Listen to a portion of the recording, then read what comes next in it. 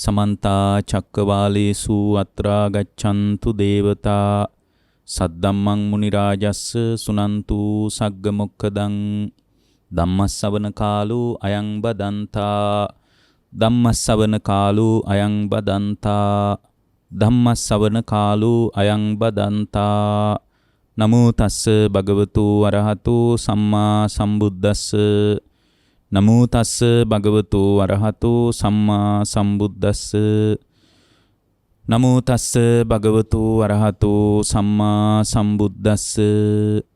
ඒ අපගේ ශාස්ත්‍රූ සම්මා සම්බුදුරජාණන් වහන්සේට අප හැම දෙනාගේම නමස්කාරය වේවා.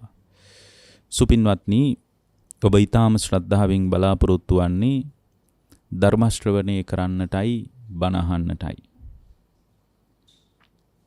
අද මේ උතුම් ධර්ම දේශනාවේ සදැහැති දායකත්වයෙන් කටයුතු කරනු ලබන්නේ රක්වාන දෙමුවාත බෝගහවෙල පන්නිල පවුලේ සහෝදර සහෝදරියන් ඇතුළු සියලු ඥාති පිරිස සහ ශ්‍රද්ධාවන්තයින්.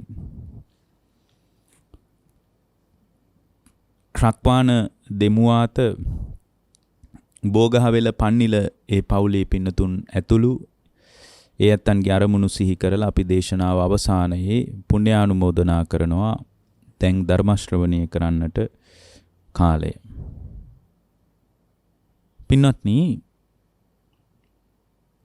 සම්බුද්ධ වචනය තුල ප්‍රවේශමෙන් හිත විමර්ශනය කරන්නයි තියෙන්නේ. ඒක අමාරු වැඩක්.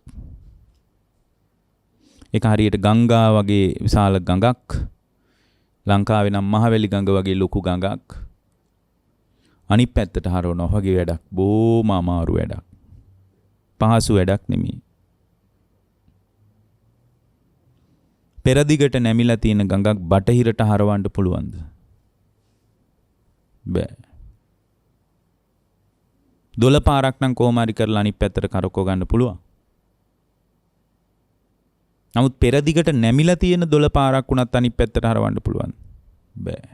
නැමිලා තියෙන්නේ පෙරදිගට. ඒ වගේ මේ හිත බොහොම අමාරු වැඩක්. නමුත් ඒ අමාරු මේ හිත අනිත් පැත්තට හරවන එකට අදාළ විස්මිත ශිල්පයක් බුදුරජාණන් වහන්සේ අපිට කියලා දුන්නා. ඒ තමයි පටිච්ච සමුප්පාදයේ ඔස්සේ ලෝකයේ විමසන්න කියන එක. කෙලස් තවන වීරිය තියාගෙන නුවණ තියාගෙන ලෝභය ද්වේෂය දුරු කරමින් කයෙන් කය අනුව බලමින් වාසය කරන එක තමයි මේ හිත අනිත් පැත්තට හරවන්න තියෙන වැඩපිළිවෙල. කෙලස් තවන වීරියෙන් නුවණින් නිස්කන්ධ ලෝකයේ කෙරෙහි ඇලීම් ගැටීම් නැතුව වේදනාව අනුව බලමින් වාසය කරන එක තමයි අනිත් පැත්තට හරවන්න තියෙන ක්‍රමය. සිත අනුව බලමින් වාසය කරන එක තමයි අනිත් පැත්තට හරවන්න තියෙන ක්‍රමය. සිතේ ඇතිවෙන නොඑක ආකාරයේ ධර්මයන් අනුව බලමින් වාසය කරන එක තමයි මේක අනිත් පැත්තට හරවන්න තියෙන ක්‍රමය. ඒ නිසා බුදුරජාණන් වහන්සේ අපට පැහැදිලි කොට වදාළේ විස්මිත ශිල්පයක්. මේ ශිල්පය ලෝකේ කවරෙක්වත් කිසිවෙක්වත් දන්නා කතාවක් නෙමෙයි. තමා තුළ ගුණධර්ම ක්‍රමානුකූලව දියුණු කරගෙන ඉදිරියට යන්නයි තියෙන්නේ. මේ බුදුරජාණන් වහන්සේගේ පණිවිඩයේ ඉදිරියේ තමයි ලෝකයා තැතිගන්නේ සංසාරික බියකින්. ඒ බඳු අවදානමක් ගැන ලෝකේ දන්නේ නැහැ. ඔකට හරි ලස්සන සූත්‍රයක් තියෙනවා, සීහෝ සූත්‍රය කියලා. සිංහේ කියන්නේ කැලෑවේ රජා. කැලෑවේ ප්‍රතාපවත් රජා තමයි සිංහයා.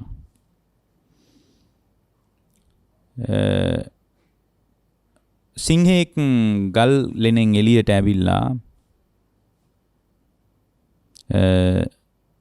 ඇඟ මැලි කඩලා හතර පැත්තට බලලා තුන් වතාවක් ගර්ජනා කරනකොට පියාඹන කුරුල්ලෝ පවා කූඩු වලට යනවා කියනවා. එලි බැහැපු විශාල සත්තු පවා පය ආය පිටිපස්සට ගන්නවා කියනවා. හස්තියන් පවා අඩිය පිටිපස්සට ගන්නවා කියනවා. බය වෙනවා කියනවා. තුන්වතාවක් සිංහේ ගර්ජනා කරනකොට සියලු සත්තුන් Tamanගේ වාසස්ථානයේ කරා පියමන් කරනවා කියනවා. අන්න ඒ වගේ බුදුරජාණන් වහන්සේගේ ගර්ජනාව ඉදිරියේ සාමාන්‍ය සත්වයකට සංසාර බය තේරෙනවා. ඒ නිසා පරිස්සම් වෙන්න ඕන කියලා හිතෙනවා. තමන් මේ සංවේදී වෙනවා. හරියට බුදුරජාණන් වහන්සේගේ පණිවිඩය තුලින් සංසාර බය දැනගත්ත, සංසාර බය දැකගත්ත ශ්‍රාවකයෙක්ගේ ආකෘතියට. පින්වත්නි, මේ ජීවිතයේ තුලදීම අවබෝධය කරා යනවා නම්, ඒ අවබෝධය කරා යන ශ්‍රාවකයෙක් පින්වත්නි හැම වෙලාවකම Tamanගේ ජීවිතයේ විමර්ශනය කරන ඉතා සොඳුරු බුද්ධ ශ්‍රාවකයෙක් බවට පත් වෙන්න ඕන. එබඳු බුද්ධ ශ්‍රාවකයෙකුට තමයි නිවීම සම්බන්ධ පණිවිඩයක්, නිවීම සම්බන්ධ කාරණයක් Tamanගේ ජීවිතය හා ප්‍රතිබද්ධ කරගන්න පුළුවන් වෙන්නේ.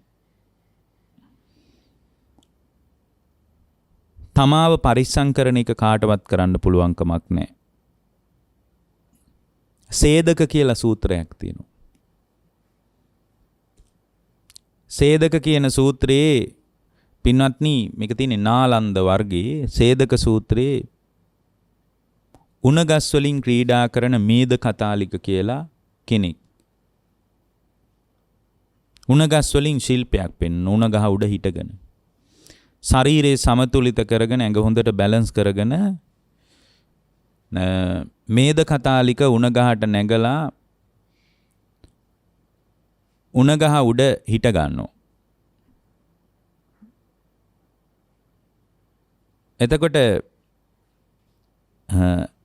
එයාගේ ආචාර්යවරයා ඒ කියන්නේ ඒක උඩ හිටගත්තම ඒක උඩ හිට ගන්නවා එයාගේ ගෝලයා. උණගහ තියෙනවා. ඊට පස්සේ පින්වත්නි උණගහ උඩ මිනිහෙක් ඉන්නවා. ඒ මිනිස්සයාට උඩ තව මිනිස්සෙක් ඉන්නවා. ඉතින් මේක දිහා මිනිස්සු බලාන අත්පොලසන් දෙනවා, කෑ ගහනවා, hina වෙනවා, සතුටු වෙනවා. මේක මහා විස්මිත ශිල්පයක් විදිහට පිළිගන්නවා. ඒතර ආචාර්යවරයාගේ කඩ උඩ තමයි ගෝලයා ඉන්නේ. එයාට ශිල්පේ උගන්වපු කෙනා. එතකොට අර මේද කතාලිකට කියනවා, මේද කතාලිකය උඹ මාව රැකපන්, මම උඹ රකින්නම් කියලා. ඇයි එක්කෙනෙක්ගේ කර උඩනේ අනිත් කෙනා ඉන්නේ? උඹ මාව රැකපන්, මං උඹව රකින්නම් කියලා. දෙන්න කියනවා. එතකොට අර පුද්ගලයා කියනවා දැන් ඔබ මා ආරක්ෂා කරන්න ඕන, මම ඔබව ආරක්ෂා කරනවා කියලා අපි දෙන්න ආරක්ෂා කරගමු කියලා කතා වුණා. එතකොට අර මේද කතාලික කියනවා නෑ. ඒක සාර්ථක නෑ. ඔබ රැක ගන්න කියනවා. මම මා රැක ගන්නම් කියනවා.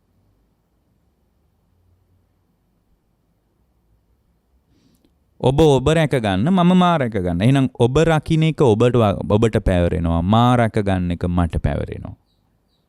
ඇත්තටම මේකම තමයි බුදුරජාණන් වහන්සේ කියන්නේ තමා රකින්න කියන පරයයන් තමයි සතිපට්ඨානෙ වගේ දහම් පරයයක් විවෘත කරන්නේ. තමාව රැක ගන්න. එතකොට මේ තමාව රැක ගන්න වෙන වැඩපිළිවෙලක් ලෝකේ ඇත්තේ නෑ. කය පිළිබඳ, විඳීම් පිළිබඳ, හිත පිළිබඳ, ධර්මයන් පිළිබඳ ඒ අනුව බලමින් වාසය කරන එකම තමයි රැක ගන්න තියෙන එකම ක්‍රමය.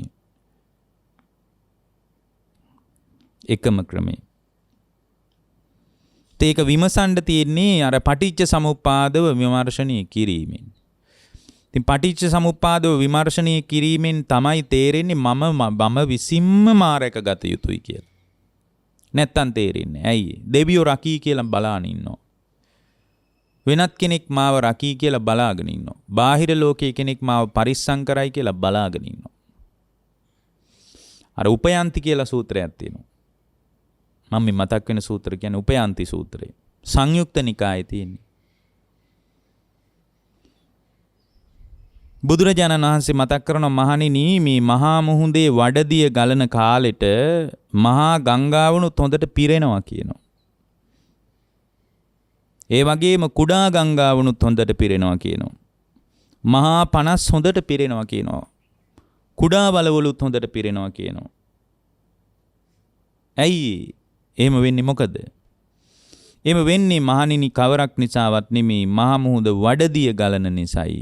වඩදිය ගැලීම අනුව පරිසරයේ වෙනස්කම් ඇති වෙනකොට ඒ වඩදිය ගලාගෙන යන වඩදිය වල උද්වේගය අනුව ඒ උද්වේගයේ බලපාලා මහා ගංගාවන් කුඩා ඒ කියන්නේ මහා ගංගාවන් පිරෙනවා කුඩා ගංගාවන් පිරෙනවා මහා පනස් පිරෙනවා කුඩා වලවල් පිරෙනවා. මේ ඔක්කොම වෙන්නේ මොකක් නිසාද? වඩදිය ගලන නිසා. අන්න ඒ වගේ පින්වත් මහණෙනි, අන්න ඒ වගේ අවිද්‍යාව නම් වූ වඩදිය ගැලුවොත් වඩදිය ගලන එක නිසාමයි පුද්ගලයා තුල සංස්කාර රැස් වෙන්නේ. මේ ලෝකේ යථාර්ථ අවබෝධයක් නොවිච්ච නිසාමයි චතුරාර්ය සත්‍ය පිළිබඳ පළල් නුවණක් නැති නිසාමයි පින්වත්නි නොඑක් ආකාරයේ සංස්කාරයන් පසුපස ශ්‍රාවකෙක් ලුහු බඳින්නේ.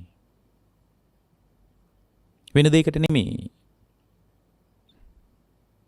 ඒකයි ශ්‍රාවකෙක් ලුහු බඳින්නේ. ඒ විදියට ශ්‍රාවකෙක් ලුහු බඳිනකොට පින්වත්නි අවිද්‍යාව නිසා ඒ විදියට ලුහු බඳිනකොට අවිද්‍යාව නිසාම සංස්කාරයන් පස්සේ ලුහු බඳින්න වෙනවා. මේ සංස්කාරයන් තමා තුළ එකතු වෙනකොට සකස් වෙනකොට ඒ එකතු වීම නිසාම පින්වත්නි මේ තමා තුළ පවතින විඥානීය ප්‍රතිසන්දිය ලබනවා. මෙන්න මේ විඥානීය ප්‍රතිසන්දිය නොලබන තැනට Tamanගේ ජීවිතේ ගොඩනගා ගත්තට පස්සේ වඩදිය බැස යනකොට බුද්ධ දේශනාව කියනවා උපයන්ති සූත්‍රයේ වඩදිය බැස යනකොට මහණෙනි ඒ වඩදිය බැසීම හේතු කරගෙන මහා ගංගාවන් පිරෙන්නේ නැහැ කියනවා. මහා ගංගාවන් පිරෙන්නේ නැතිකම නිසාම කුඩා ගංගාවන් පිරෙන්නෙත් නැහැ කියනවා. කුඩා ගංගාවන් පිරෙන්නේ නැති නිසාම මහා පනස් පිරෙන්නෙත් නැහැ කියනවා. කුඩා වලවල් පිරෙන්නෙත් නැහැ කියනවා.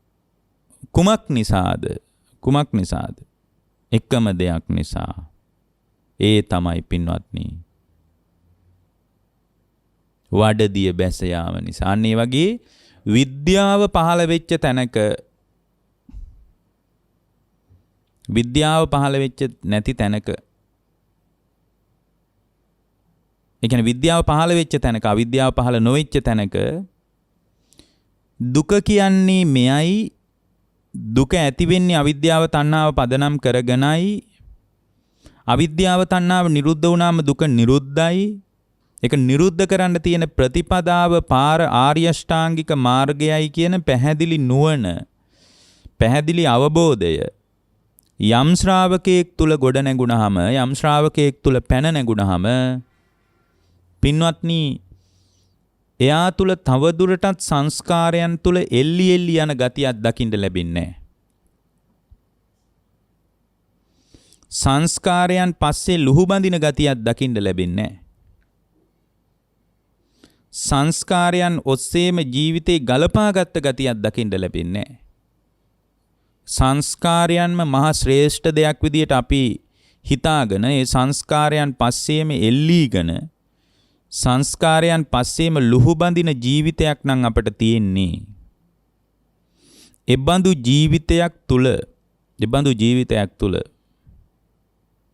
පින්වත්නි විශාල යහපතක් වෙයි කියලා අපිට හිතන්න අමාරුයි. විශාල යහපතක් වෙයි කියලා හිතන්න බෑ. එතන සංසාරයයි පැනවෙන්නේ. දැන් අර අවිද්‍යාව දුරු වෙච්ච තැනක චතුරාර්ය සත්‍ය පිළිබඳව ඊටා හොඳ නුවණක් ඇති වෙච්ච තැනක අවිද්‍යා සහගතව ලෝකයේ දිහා Taman දිහා බලන්නේ නැති වෙන තැනක පින්වත්නි තව දුරටත් සංකාරයන් ගොඩ නැගින් නැති නිසාම විඥානයක් ප්‍රතිසන්දිය ලබන්නේ. මේ සංකාරයන්ගේ ගොඩනැගීමම තමයි පින්වත්නි බුදුරජාණන් වහන්සේ භවය කියලා පැහැදිලි කරන්නේ. භවය කියලා. මේ භවය කියන ස්වභාවයේ පැනවෙච්ච නිසාමයි නොඑක ආකාරයේ දුක්ඛ ස්කන්ධයකට අපිට විවෘත වෙන්න වෙලා තියෙන්නේ. නොඑක ආකාරයේ දුක්ඛ ස්කන්ධයන්ට අපිට විවෘත වෙන්න වෙලා තියෙන්නේ. බුදුරජාණන් වහන්සේ පැහැදිලි කරපු දේශනාවක තියෙනවා තයෝ මේ භික්කවේ භවා පහතබ්බ මහණෙනි මේ ත්‍රිවිධ භවයයි ප්‍රහාණය කරන්න ඕන. තීසු සික්කාසු සික්කිතබ්බා මහණෙනි මේ භවයන් තුන පිළිබඳ හික්මීමෙන් හික්මිය යුතුයි. ඊට පස්සේ උන්වහන්සේ මතක් කරනවා භවා පහතබ්බා ඒ වගේම මහණෙනි භවය ප්‍රහාණය කළද යුතුයි. භවය ප්‍රහාණය කළද යුතුයි. කවර භවයක්ද? කාම භව, රූප භව, අරූප භව. ඒ තමයි මහණෙනි කාම භවය, රූප භවය, අරූප භවය යන මේ ත්‍රිවිධ භවය. මෙන්න මේ භවය දුරු කරගත්ත තැනක පින්වත්නි ප්‍රතිසන්දියට පරාසයක් නැහැ. ප්‍රතිසන්දියට පරාසය හැදෙන්නේ භවයේ පනවා ගැනීමත් එක්කමයි. ඊළඟට බුදුරජාණන් වහන්සේ මතක් කරනවා ඉමේ තයෝ භවා පහතබ්බා කතමාසු තීසු සික්කාසු සික්කිතබ්බං මහණෙනි මේ ත්‍රිවිධ භවය දුරු කර ගැනීම පිණිස මේක ඉතා වැදගත් දෙයක්. ත්‍රිවිධ භවය දුරු කර ගැනීම පිණිස ත්‍රිවිධ ආකාරයකින් හික්මිය යුතුයි. ඒ කියන්නේ භවය දුරු කරගන්න නම් ත්‍රිවිධ ආකාරයකින් හික්මිය යුතුයි. ඉමේ තයෝ භවා පහතබ්බා කතමාසු තීසු සික්කාසු සික්කිතබ්බං කවර තුනකින්ද? අදි සීල සික්කිතබ්බං, අදි චිත්ත සික්කිතබ්බං, අදි පඤ්ඤා සික්කිතබ්බං ඉමාසු තීසු සික්කාසු සික්කිතබ්බං තයෝ මේ භික්කවේ භික්ඛුනෝ ඉමේ තයෝ භවා පහීනා හොಂತಿ. මහණෙනි තුන් තැනකදී හික්මිය යුතුයි. භවය දුරු කර ගන්නවා නම් තුන් තැනකදී හික්මිය යුතුයි. කවරක්ද? අදි සීලයකින් හික්මෙන්න ඕන. අදි සීලයකින් හික්මෙන්න කියලායි කියන්නේ. අදි චිත්ත සික්කිතබ්බා අදි චිත්තයෙන් හික්මෙන්න ඕන. අදි පඤ්ඤා සික්කිතබ්බා අදි ප්‍රඥාවෙන් හික්මෙන්න ඕන. මෙතන අදි සීලය කියලා කියන්නේ පින්වත්නි තෘෂ්ණාව සංසිඳන ආකාරයට ඉරියව් පරිහරණය කරන එකයි. බැඳීම පෙරලෙන ආකාරයකට ඉරියව් පරිහරණය කරන එකයි. බැඳීම් පෙරලෙන ආකාරයකට ඉරියව් පරිහරණය කරන එකයි. දුක කෙලවර වෙන විදිහට ඉරියව් පරිහරණය කරන. ඒ කියන්නේ මේ ඉන්ද්‍රිය පරිහරණය කරන එක. නමුත් අපි හැම වෙලාවකම ඉන්ද්‍රිය පරිහරණය කරනකොට තෘෂ්ණාව සංසිඳෙනවද? තෘෂ්ණාව ඇවිස්සෙනවද? තෘෂ්ණාව ඇවිස්සෙනවා. සංසිඳෙන ස්වභාවයක් නැහැ. අපි ඉරියව් පරිහරණය කරනකොට පින්වත්නි පරිහරණය කරන ලෝකයට බැඳෙනවද? පරිහරණය කරන ලෝකයෙන් නිදහස් වෙනවද? හැම වෙලාවකම පරිහරණය කරන ලෝකයට බැඳෙනවා පින්වත්නි අපි. සාමාන්‍යයෙන් අපි ඉරියව් පරිහරණය කරනකොට දුක මතු වෙනවද? දුක කෙලවර වෙනවා වගේ පේනවද? දුක මතු වෙන්නේ. ඒ කියන්නේ අපි එහෙනම් හරියට මේ අපි කියපු අදිචිත්තයේ සික්කිතබ්බං කියන එක අදිචිත්තය තුල හික්මෙනවා කියන එක අපි තුල සිද්ධ වෙලා නැහැ කියන එක නේද ඒකෙන් පේන්නේ. මේ සලායතන පරිහරණය කියන එක નિરાයාසයෙන් උද්ගත වන තත්වයක්. ඉන්ද්‍රියන්ගේ යථා පරිදි ක්‍රියාත්මක වීම සිද්ධ වෙනවා නම් ඒ සිද්ධ වීම මත පින්වත්නි හැම වෙලාවකම සෑම මොහොතකම අපිට පින්වත්නි ඒ ඉන්ද්‍රිය පරිහරණය තුල තෘෂ්ණාවම බැඳීමම දුකම වැඩෙනවා. එතකොට මේ ඉන්ද්‍රියන් පරිහරණය කරන්න ඕන බුදුරජාණන් වහන්සේ පැහැදිලි කරනවා ඉමේසු තීසු සික්කාසු සික්කිතබ්බන් තයෝකෝ භික්කවේ භික්කුණෝ ඉමේ තයෝ බවා පහීනා හොන්ති. මේ විදිහට ත්‍රිවිධ ශික්ෂණය තුල හික්මෙනකොට ත්‍රිවිධ භවයයි ප්‍රහාණය වෙන්නේ. ඉමේ තයෝ බවා පහීනා හොන්ති මාසු තීසු සික්කේසු සික්කිතබ්බා හෝති අයං උච්චති භික්කවේ භික්ඛු අච්චෙච්චි තණ්හා. ඊට පස්සේ කියනවා විවත්තායි සංයෝජනං සම්මා සමාබි සමයා අත්තමකාසී දුක්ඛස්සාති. යන්න එකයි මම කිව්වේ. වචන තුනක් ප්‍රහාණයයි වෙන්නේ. මොකද්ද? අච්චෙච්චි තණ්හා සම්පූර්ණයෙන්ම තෘෂ්ණාව සිඳිලා යනවා. සිඳෙනවා තෘෂ්ණාව. විවත්තයි සංයෝජනං. ඒ වගේම එතන පින්වත්නි සංයෝජනේ කියන්නේ බැඳීම පෙරලිලා යනවා. බැඳිලානේ ඉන්නේ අපි. බැඳීම පෙරලෙනවා. ඊළඟට කියනවා සම්මා මානාභි සමයා අත්තමකාසී දුක්ඛස්සාති. සම්‍යක් මානිය අවබෝධ කිරීමෙන් දුක කෙලවර වෙලා යනවා. නමුත් දැන් අපේ දුක කෙලවර වෙන්නේ නැහැ. මාන්නේ වැඩිලා දුක රැස් වෙන විදියටයි අපි ඇස පරිහරණය කරන්නේ. තණ්හාව වැඩෙන විදියටයි අපි ඇස පරිහරණය කරන්නේ. බැඳීම් වැඩි වෙන බැඳීම් පෙරලෙන විදියට සංයෝජනයට අනුග්‍රහ වෙන විදියටයි අපි ඇස පරිහරණය කරන්නේ. එහෙමනම් අපි මේ පිළිබඳ යථාර්ථ අවබෝධයක් හදා ගන්න ඕන. භවයේ දුරු කරනවා නම් අදි සීල, අදි චිත්ත, අදි පඤ්ඤා කියන ස්වභාවය තුලින් තමයි අවබෝධය කරා යන්න තියෙන්නේ. අදි සීල කියලා කියන්නේ ආයතනික පරිහරණයේ තුල පින්වත්නි පුදුමාකාරී ගැඹුරු විදියට ගැඹුරින් මේ ආයතනික ලෝකයේ පිළිබඳ සංයමයක් හදා ගන්නවා. ආයතනික ලෝකයේ පිළිබඳ සංයමයක් හදා ගන්නවා. අදිචිත්ත කියන්නේ අදිචිත්ත කියලා කියන්නේ පින්වත්නි ක්ලේශ ධර්මයන් නූපදින විදියට රාගයට, ద్వේෂයට, මෝහයට ඉඩක් නැති විදියට හිත හසුරුවා ගන්නවා. අදිචිත්ත. අදිපඤ්ඤා අද්දකින ලෝකයේ පිළිබඳ ඊතා අදි ප්‍රඥාවෙන් උද්වේගකාරීව ඊතා විමසුම් නුවණකින් හේතුඵල සහිතව පටිච්ච සමුප්පන්නව අධ්‍යක්ීම් විමසමින් වාසය කරනවා. අන්නේ ඒත් කාරණා තුන තියෙන තැනක පින්වත්නි භවය කියලා එකක් පැනවෙන්නේ. කාම භවයේවත්, රූප භවයේවත්, අරූප භවයේවත් පැනවෙන්නේ. එතකොට කාම භවයේ, රූප භවයේ, අරූප භවයේ කියන එක පිළිබඳ අපිට බොහෝම පැහැදිලි නුවණක් තියෙන්න ඕන. අදි සීල, අදි චිත්ත, අදි පඤ්ඤා තුලින් ත්‍රිවිධ භවය නිරුද්ධ කිරීම පිණිස ආධ්‍යාත්මික වැඩපිළිවෙලක් අපි ක්‍රමානුකූලව ගොඩනගා ගන්න ඕන. භවගාමී සියලුම කර්ම පොදුවේ කර්ම භවය කියලා කියනවා. මොනවාද? භවගාමී සියලුම කර්ම කරන සියලුම දේවල් අපි කියනවා ඒවට කර්ම භවය කියලා.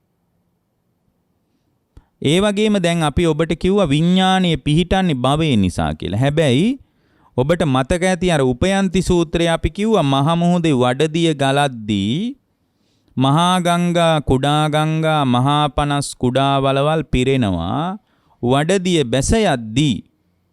බැස යද්දී මහා ගංගා පිරෙන්නෙත් නෑ. නොපිරෙන නිසා කුඩා ගංගා පිරෙන්නෙත්, අතු ගංගා පිරෙන්නෙත් නෑ. මහා පනස් පිරෙන්නෙත් නෑ. කුඩා වලවල් පිරෙන්නෙත් නෑ. කුමක් නිසාද?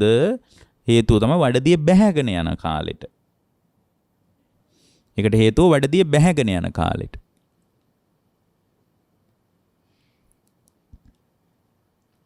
පින්වත්නි මේ එතනදී අපි මතක් කළා ඒක හරියට මේ අවිද්‍යාව වැඩිම නිසා සංකාර වැඩෙනවා කියලා.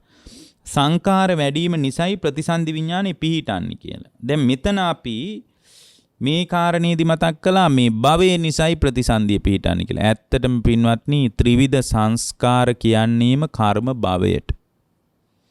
පුඤ්ඤාභි සංකාර, අපුඤ්ඤාභි සංකාර, ආනිඤ්ඤාභි සංකාර කියන දේවල් පින්වත්නි බුදුරජාණන් වහන්සේ පෙන්වුවේ කර්ම භවයේ හැටියටයි.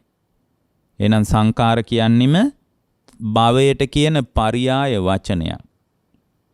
මේ සංකාර වලට නතු වීම පදනම් කරගෙන සංකාරිතා යහපත් ලෙස පිළිගත් ගතියක් අපි තුල තියෙන්න පුළුවන්. පින කියන්නේ මහා ඉහළ වටිනාකම් සහිත දෙයක් විදිහට අපි පිළිගන්න පුළුවන්. ඒක ඇත්ත.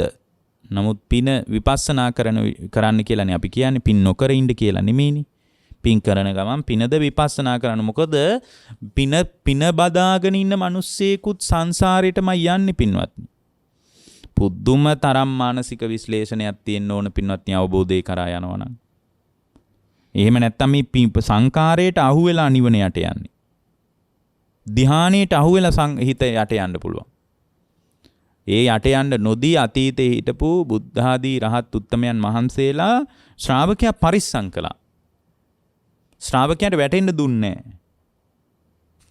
දැන් ඔබ දන්නවා ඇති අනුරුද්ධ මහරහතන් වහන්සේ.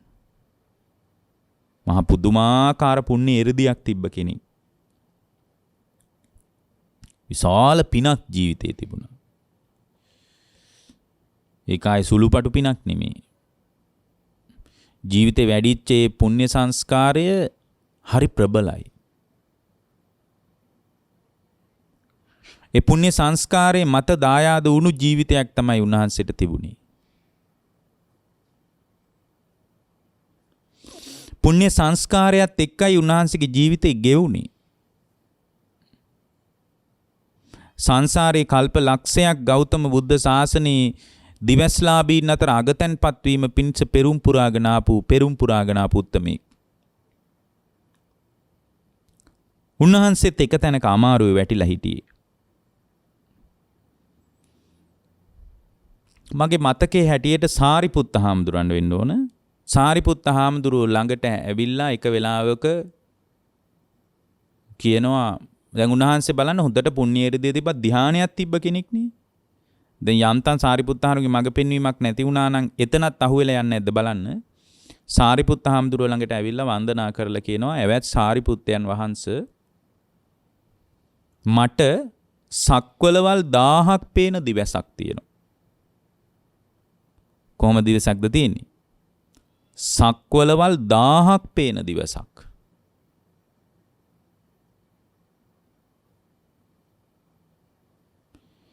ඒ වගේම සාරිපුත්තයන් වහන්සේ හැබැයි මට සක්වලවල් 1000ක් පේන දිවසක් තිබුණාට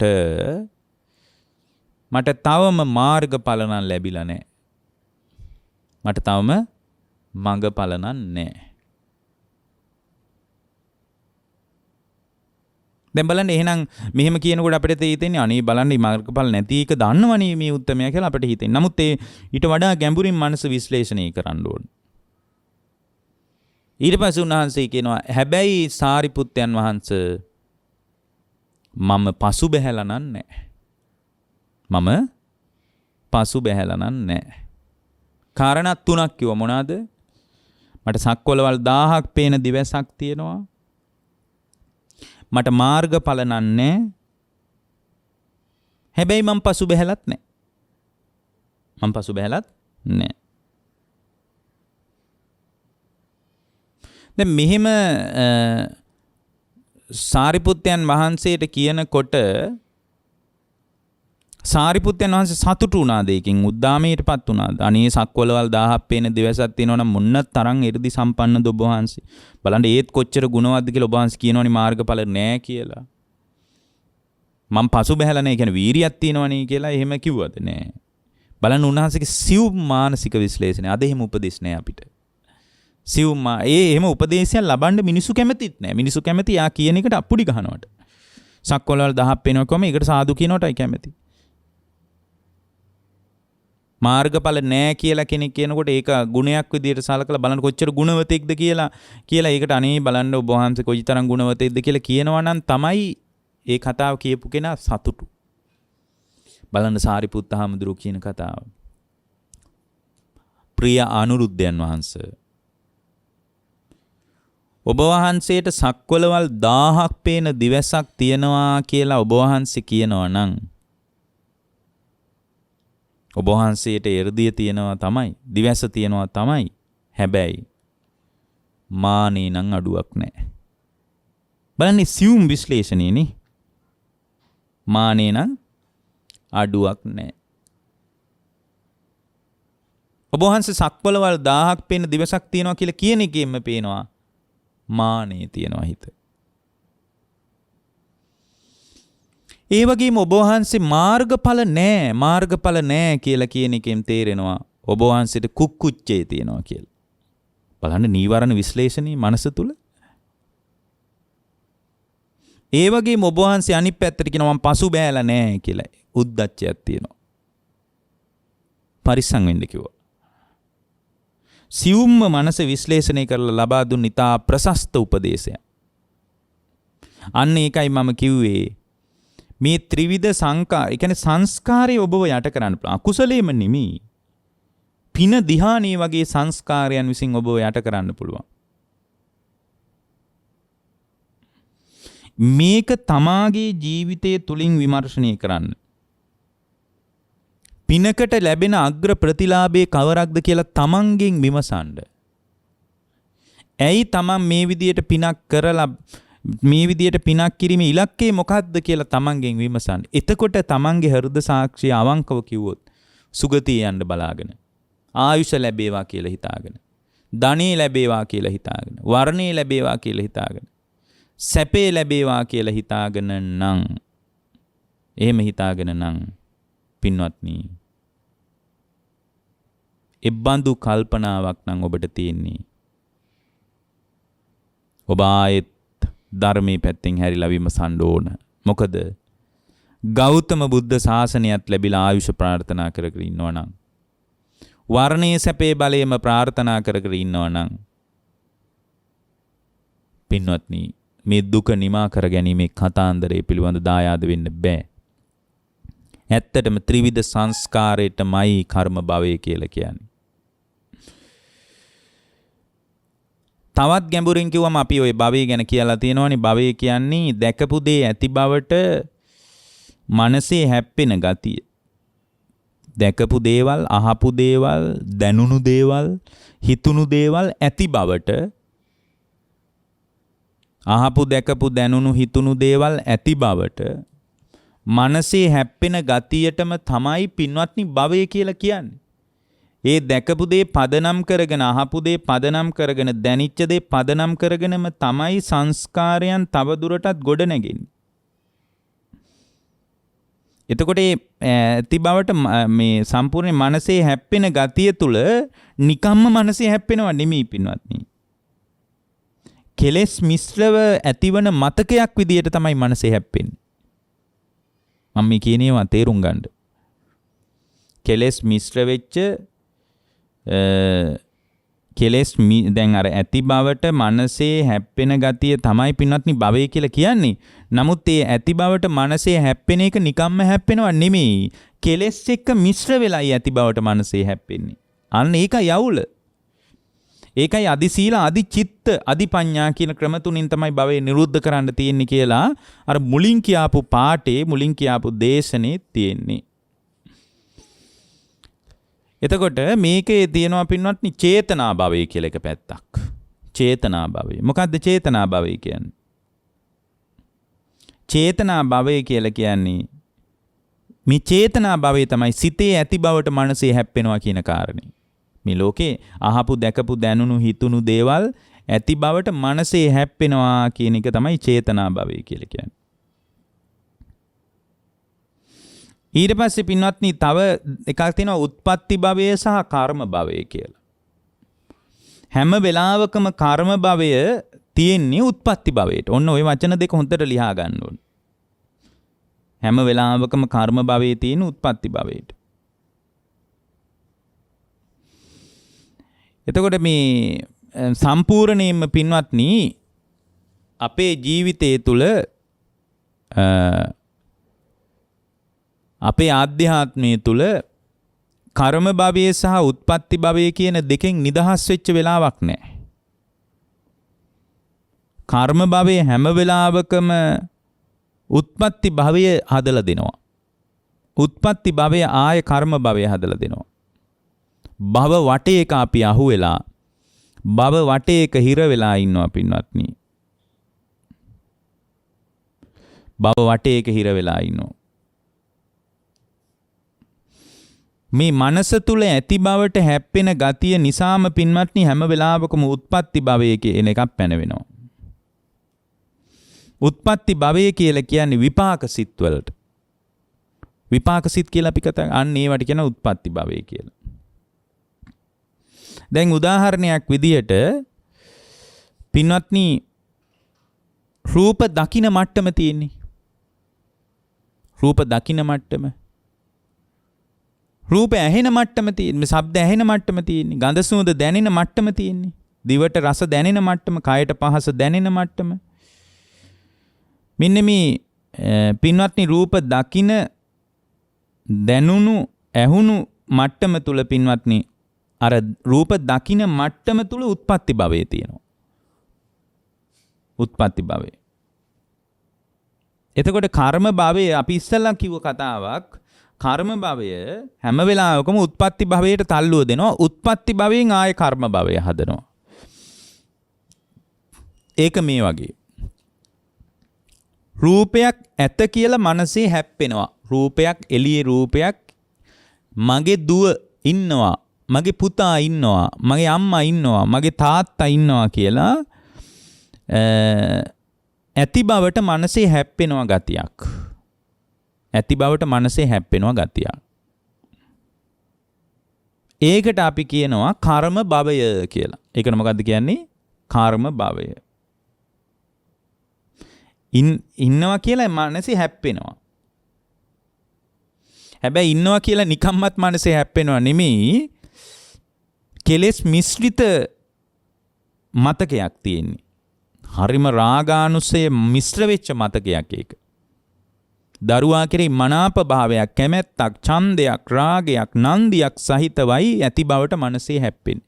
ඒකයි ඒක නෑ කියලා දැනගන්නකොටම අර නන්දිය, ඡන්දය, රාගය, කැමැත්ත නිසා තමයි සෝසුසුම් මතුවෙන්නේ. එහෙමනම් අපි තුල දැන් අවබෝධයට පත්වෙච්ච කෙනෙකුටත් ඒ කෙනාගේ තුල කෙලෙස් මිශ්‍රිත මතකයක් නෑ. ඇති බවට මනසේ හැප්පෙන්නේ නෑ කෙලෙස් මිශ්‍ර වෙලා. එවැනි උත්මේකට ආවර්ජනය කරලා බලන්න පුළුවන්. එහෙනම් ඔය සියල්ල සම්පූර්ණ දත්ත මකලා දැම්මා වගේ කතාවක් වෙන්න බෑ. අරහත් වේ නෑ. එතන කෙලෙස් මිශ්‍ර නෑ. අපේ මතකය හැම වෙලාවකම ඡන්දය, රාගය, නන්දිය, තෘෂ්ණාව සහිත මිශ්‍ර වෙච්ච එකක් පින්වත්. මිශ්‍ර වෙච්ච එකක්. බැඳුම් සහිත එකක්. ඡන්දය මිශ්‍ර වෙච්ච එකක්. දුක මිශ්‍ර වෙච්ච එකක්. එතකොට රූපේ දකින මට්ටම තියෙනවනේ. අන්නේ රූප දැන් ඇති බවට මනසේ හැප්පෙන එකට කියන්නේ මොකද්ද? කර්ම භවය. අන්න බලන්න භවය ගැන කියන කතාව. කර්ම භවය.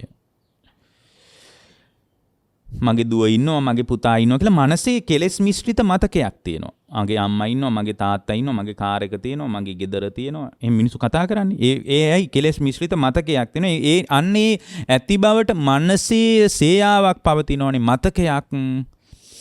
අන්නේ මතකයට කියනවා පින්වත්නි කර්ම භවය කියලා. කර්ම භවය. ඊට පස්සේ පින්වත්නි කර්ම භවය හැම වෙලාවකම අපි මුලින් කිව්වා කර්ම භවය හැම වෙලාවකම තියෙන උත්පත්ති භවයේ පිණිස කියලා. උත්පත්ති භවය. මොකක්ද උත්පත්ති භවය කියලා කියන්නේ? උත්පත්ති භවය කියලා කියන්නේ අර ඇති බවට මනසේ කෙලෙස් මිශ්‍රිත මතකයක් තියෙන නිසා ඒ මතකයත් එක්කම ඒ රූපේ බලන්න හිතෙන මට්ටම. රූපේ දකින්න මට්ටම තියෙන මගේ දුව කියලා ඇහෙන් දකින්න මට්ටම. අන්න උත්පත්ති භවය. මොකක්ද උපදින්නේ? චක්කු විඥානේ. චක්කු විඥානේ උපදිනවා. අන්න චක්කු විඥාන, සෝත විඥාන, ගාන විඥාන, જીවහා විඥාන, කාය විඥාන, මනෝ විඥාන කියන විඥානේ පහළ වෙන මට්ටමට කියනවා උත්පත්ති භවය කියලා. බලන්න භවය මොන්න තරම් විස්තරාත්මකද කියලා. උත්පත්ති භවය. ඒ උත්පත්ති භවය ඇති වුණාට පස්සේ මේක මම භව වටයක් කියලා මම කිව්වේ ඒකනේ. උත්පත්ති භවය ඇති වුණාන් පස්සේ උත්පත්ති භවය ආයෙත් අල්ලුව දෙනවා කර්ම භවයට.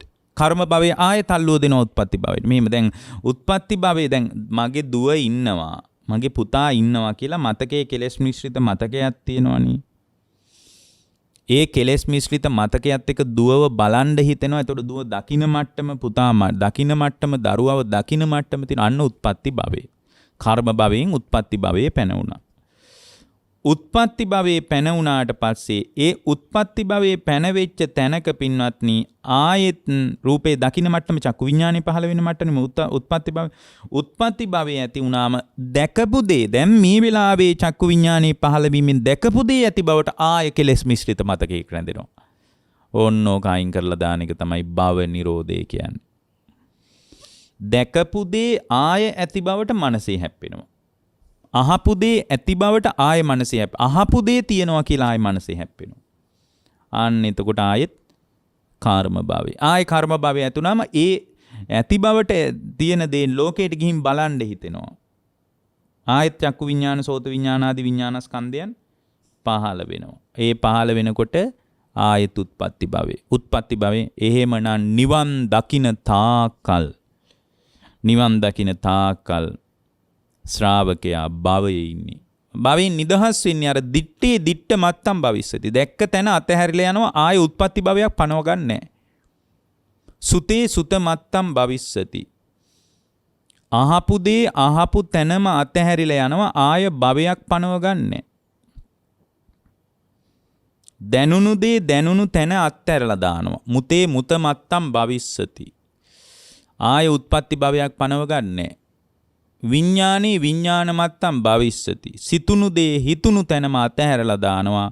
උත්පත්ති භවයක් පනව ගන්නේ නෑ පින්වත්නි. උදාහරණයක් විදිහට මේ පින පැත්තෙනුත් ඔච්චර තමයි. පින කුසල සංකාර කියන ඒවා නම් භවය කවර සංඛාරයකුණත් භවයේ පැනවෙනවා නම් අපි හිතමු රුවන්වැලිසෑය දකින්නවා කියලා පිනක් නෙමෙයිද? පුණ්‍ය සංස්කාරය. රුවන්වැලිසෑය ඇති බවට කර්ම භවයේ හැප්පෙනවා මනසේ. නමුත් ඒකත් අවිද්‍යාව සහගතයි. මොකද පුඤ්ඤාභි සංකාර කියන්නේ අවිද්‍යාව මතම ගොඩනගෙන දෙයක් විදිහටනේ භාග්‍යවතුන් වහන්සේ පෙන්වන්නේ.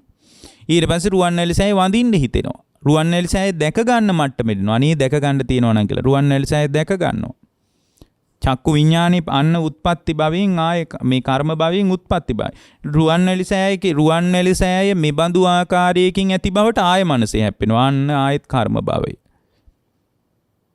ඒ නිසා පින්වත්නි මෙන්න මේ විදියට පුණ්‍ය සංස්කාර තුලත් අපුණ්‍ය සංස්කාර තුලත් ආනිඤ්ඤ සංකාර තුලත් හැම වෙලාවකම උත්පත්ති භවයෙන් කර්ම භවයට, කර්ම භවයෙන් ආය උත්පත්ති භවයට ආදී වශයෙන් භව වටයක සැරිසරසර භවයේම රැඳිලා භවයේම සැරිසරමින් ඉන්නේ.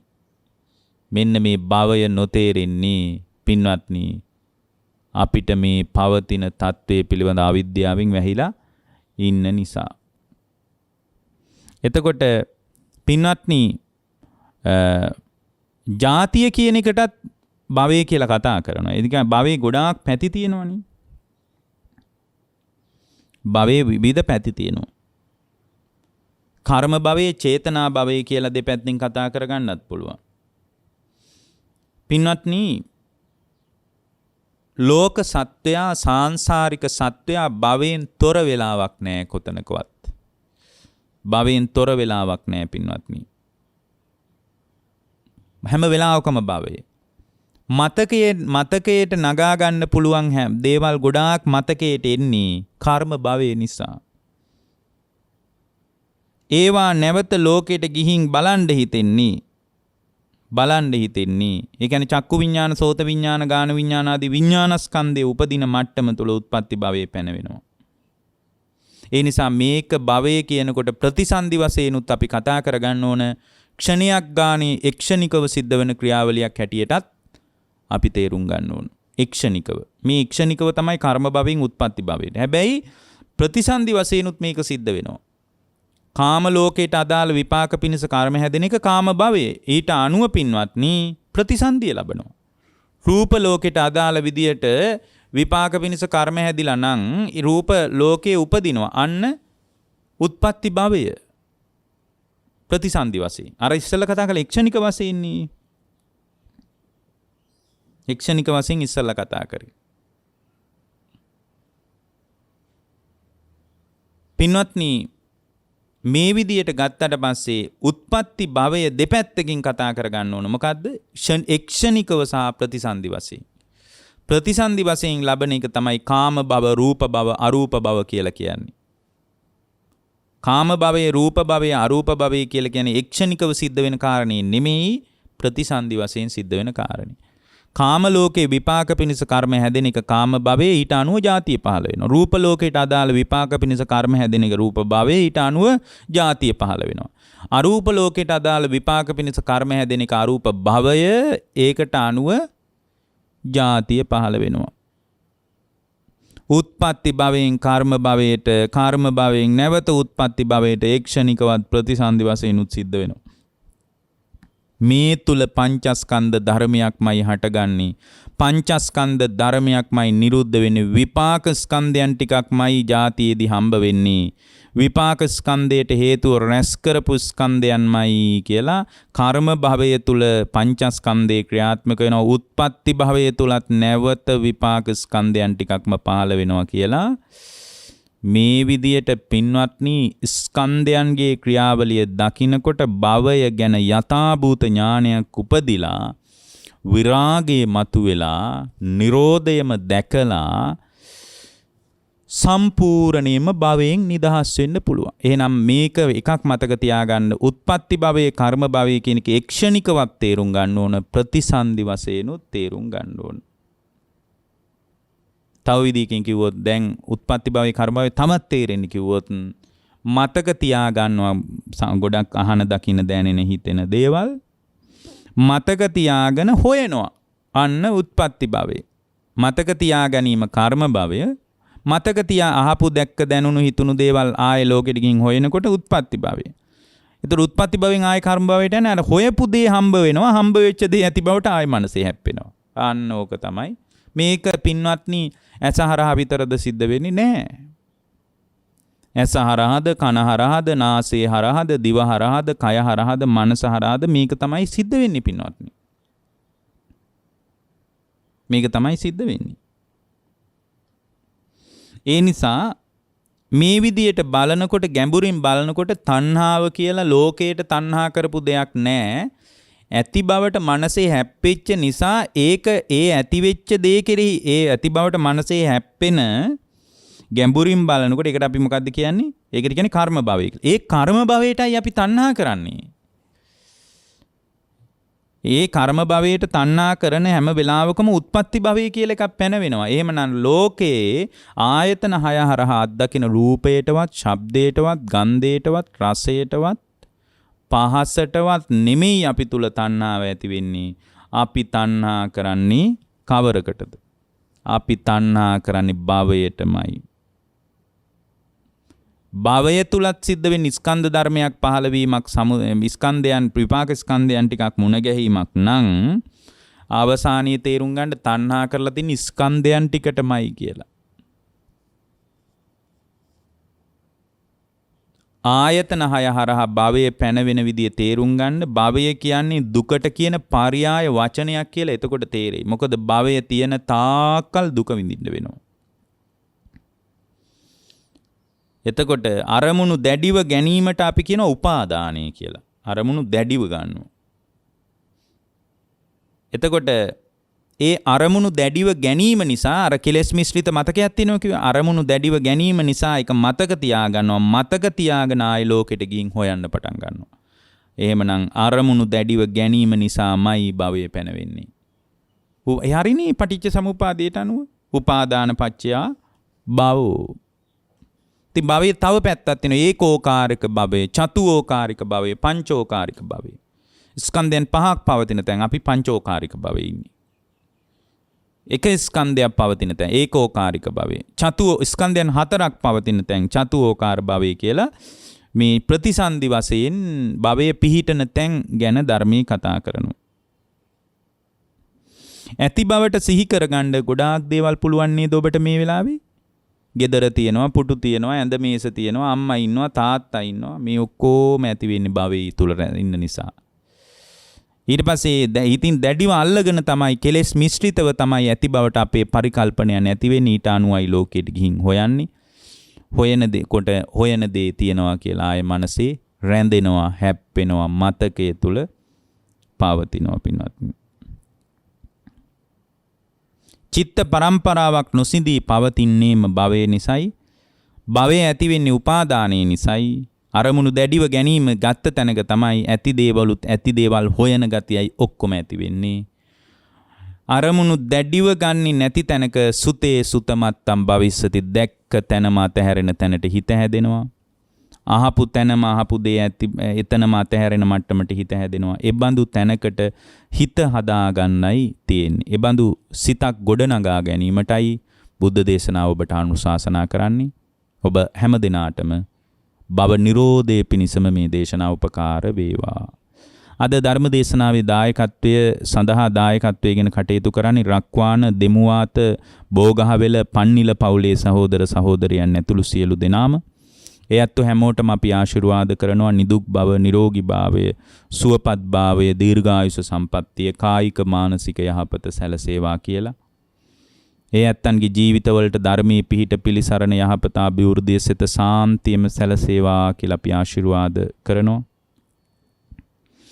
මේ උතුම් ධර්ම දානින් ජනිත වුණා වූ පුණ්‍ය සංස්කාර ධර්මයන් 2021 සැප්තැම්බර් මාසයේ පළවන දින දායකත්වයේ දරුවා අය අතරින් වියෝ වුණ කොට්ටාව මාකුඹුර මෛත්‍රී ප්‍රදේශයේ විසූ කුසුම් පන්නිල ආදරණීය සොයුරියට හා HKDN සමරසේකර සහෝදරයාටත් නමින් මිය ගියා වූ සියලුම ඥාතීන්ටත් මේ කුසල් උපකාර වේවා. ඒ පන්නිල පවුලේ හැම දිනාගෙම නමින් මිය ගියා වූ ඥාතීන්ගේ භවය සුවපත් වේවා. ආයති භවය සුවපත් වේවා. සංසාර දුක් ගෙවා ලබන උතුම් අමා නිවන් පිණිසම මිය පරලෝකීය කුසුම් පන්නිල සහෝදරිය ඇතුළු සමරසේකර සහෝදරය ඇතුළු මියගිය ඥාතීන්ට මේ ධර්ම දානමේ කුසල් හේතු වාසනා වේවා කියලා අදිෂ්ඨාන කරනවා. දායකත්වයේ දරුවා අය අතරින් වියෝ වෙච්ච ඔවුන්ගේ දෙමව්පියන් ඇතුළු නෑදෑ හිත මිත්‍රාදීන් ඇතුළු සියලු දෙනාට මම නිවන් පිණිසම මේ කුසල් බලවත් වේවා කියලා අපි අදිෂ්ඨාන කරනවා. දේශකයන් වහන්සේ විච අපටත් ධර්ම ශ්‍රවණය කරපු ලොකු කුඩා හැම දිනාටමත් ප්‍රඥා නාලිකාවේ නායක ස්වාමීන්ද්‍රයන් වහන්සේ ප්‍රදාන සියලු කාර්ය මණ්ඩලයටත් මේ කුසල් උපකාර වේවා. කොවිඩ් වසංගත තත්ත්වයෙන් පීඩා විඳින ලක්වාසී ලෝකවාසී හැම දිනාම සුවපත් වේවා. කායික යහපත, මානසික යහපත, නිදුක් බව, නිරෝගී භාවය, සුවපත් භාවය, දීර්ඝායුෂම සැලසේවා. ඊ타ම ඉක්මනින් ධර්මාවබෝධ කරගන්නට මේ කුසලානිසංසයන් බලවත් වේවා කියලා අදිෂ්ඨාන කරනවා.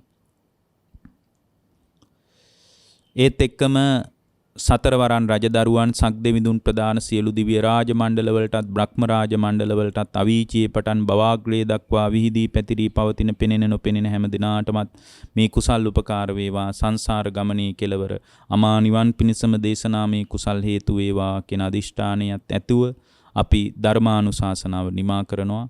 ඔබ හැම දිනාටම තෙරුවන් සරණයි.